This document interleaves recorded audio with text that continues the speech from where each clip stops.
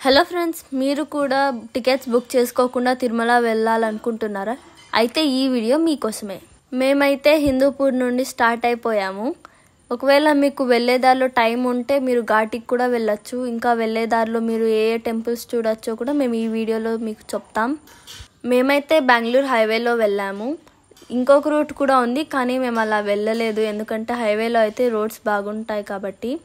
ఇప్పుడైతే మేము కాణిపాకం వచ్చేసాము. కాణిపాకం టైమింగ్స్ అయితే 9 వరకు మాత్రమే నైట్.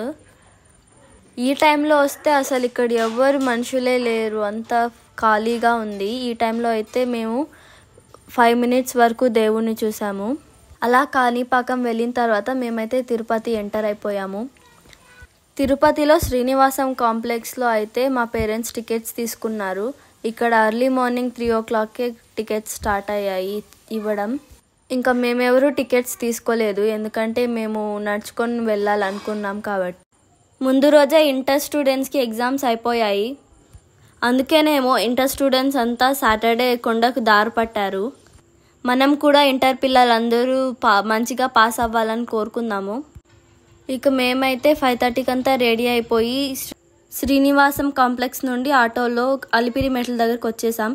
ఇక్కడైతే పూజ చేసుకొని ఇంకా ఎక్కడం స్టార్ట్ చేసాం. చాలామంది ఉన్నారు ఇక్కడ. స్టార్టింగ్లో అయితే ఫుల్ మెట్లే ఉంటాయి కాబట్టి నడడానికి కొంచెం కష్టమవుతుంది. కొంచెం దూరం వెళ్ళిన తర్వాత కొద్దిగా ఫ్లాట్ ఏరియా కూడా ఉంటుంది. అన్ని మెట్లు ఎక్కి మేమైతే గాలిగోపురం వచ్చేసాము. దీని తర్వాత అయితే ఇక్కడంతా ఫుల్ తినడానికి ఉంటాయి, టిఫిన్స్, స్నాక్స్ అన్నీ ఉంటాయి ఇక్కడ. కొండపైన అయితే ప్లాస్టిక్ బాటిల్స్ అస్సలు అలౌడ్ లేదు, కాబట్టి మీరు స్టీల్ బాటిల్స్ అవి ఎత్తుకోపోవాలి. లేకపోతే ఇక్కడే గ్లాస్ బాటిల్స్లో వాటర్ ఇస్తారు, అవి కూడా మీరు తీసుకొని తాగేసి మళ్ళీ బాటిల్స్ రిటర్న్ చేసేయాలి. ఏమంటే అన్నీ ఫుల్ రేట్ ఉంటాయి. మాకైతే ఇక్కడ కొన్ని జింకలు కనబడ్డాయి, వాటిని చూసుకుంటూ అలా నడుచుకుంటూ ఇంకా కొద్ది దూరం వచ్చేసాము. ఆ మెట్లన్నీ ఎక్కిన తర్వాత ఇక్కడైతే రోడ్ వచ్చేసింది. శ్రీవారి మెట్ల దారిలో అయితే ఇలా రోడ్ అంతా ఉండదు. మా ఇంట్లో వాళ్ళంతా తిరుమల ఆల్రెడీ చూసారు, కానీ నేను నా చెల్లి అయితే ఫస్ట్ టైం వస్తున్నాము. ఫస్ట్ టైమే ఇలా మెట్లు ఎక్కి వస్తున్నాం.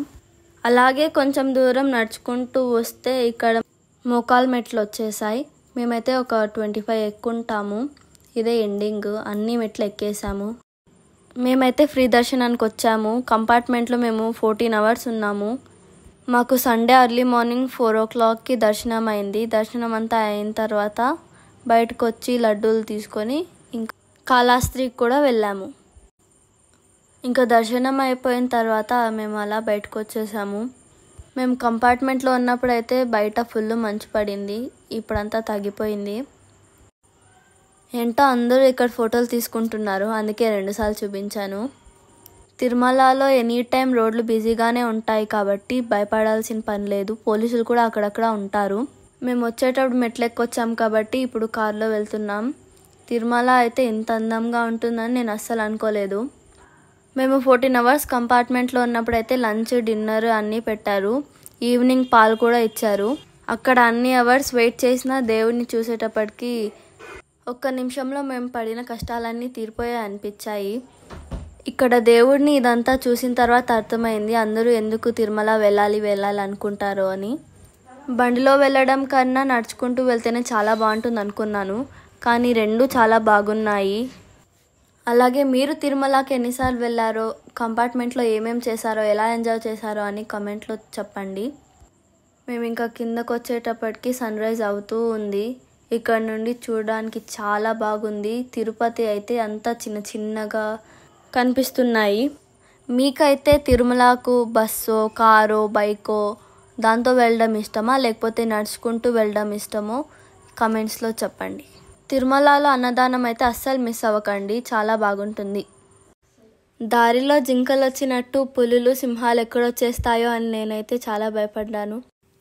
ఇంకా మా వాళ్ళు అయితే పులులు, సింహాలు వస్తే ఖచ్చితంగా ఒక సెల్ఫీ అయితే తీసుకోవాలి అన్నారు. అవి వస్తే మనం ఇంకెక్కడుంటామో దాంతో మళ్ళీ సెల్ఫీ ఒకటి. అలా సన్ రైజ్ని చూసుకుంటూ మొత్తం తిరుపతిని పైనుండి చూసుకుంటూ మేము కిందకు వచ్చేసాము. కొండ దిగిన తర్వాత అందరూ రెడీ అయిపోయాము త్వరగా. రెడీ అయిపోయిన తర్వాత అందరూ టిఫిన్ చేసి ఇంకా మేమైతే కపిల్ తీర్థానికి బయలుదేరిపోయాం. ఇంకా కపిల్ తీర్థంకి వచ్చేసాము. వీళ్ళ దగ్గర ఉన్న ఆవులైతే ఏవో కొంచెం డిఫరెంట్గా ఉన్నాయి. ఇంకా మనం లోపలికి అయితే ఎంటర్ అయిపోతున్నాం. ఎండాకాలం కదా కాబట్టి లోపల వాటర్ ఫాల్స్ ఏం లేవు, దీంతో నీళ్లు మాత్రమే ఉన్నాయి. ఇంకా అందరూ అక్కడ ఫొటోస్ తీసుకొని ఇంకా ఈ చెట్టు దగ్గరకు వచ్చాం. దీంతో పూలు డిఫరెంట్గా ఉన్నాయి. అక్కడ నుండి మేమైతే కాళహస్తి వెళ్తున్నాం. ఇటు సైడ్ అయితే ఎక్కువగా వరి పంటలు పండిస్తున్నారు. అటు సైడ్ నుండి వెళ్తుంటే స్మెల్ అయితే చాలా బాగా వస్తుంది. తిరుపతి నుండి శ్రీకాళహస్తికి 33 కిలోమీటర్స్ ఉంది. రోడ్డు పక్కనే ఇలా పంటలు చూడటానికి చాలా బాగున్నాయి. ఇంకా మేము అలా గుడికి వచ్చేసాము. గుడిలోకి మొబైల్స్ అవి తీసుకెళ్ళకూడదు కాబట్టి వీడియోస్ ఏం లేవు. ఇంకా గుడిలో అయితే పులిహోర, స్వీట్ పొంగల్ ప్రసాదం పెట్టారు. ఇంకా ఇదే మా ఫస్ట్ వ్లాగ్. ఈ వీడియో కనుక మీకు నచ్చినట్లయితే లైక్, షేర్ అండ్ కమెంట్ చేయండి. మరిన్ని వీడియోస్ కోసం ఛానల్ని సబ్స్క్రైబ్ చేసుకొని బెల్ ఐకాన్ని క్లిక్ చేసుకోండి. తిరుమలలో ఇంకా ఏమేమి చూడడానికి ప్లేసెస్ ఉన్నాయో మీకు తెలిసినవి ఏమైనా ఉంటే కామెంట్లో చెప్పండి. బాయ్.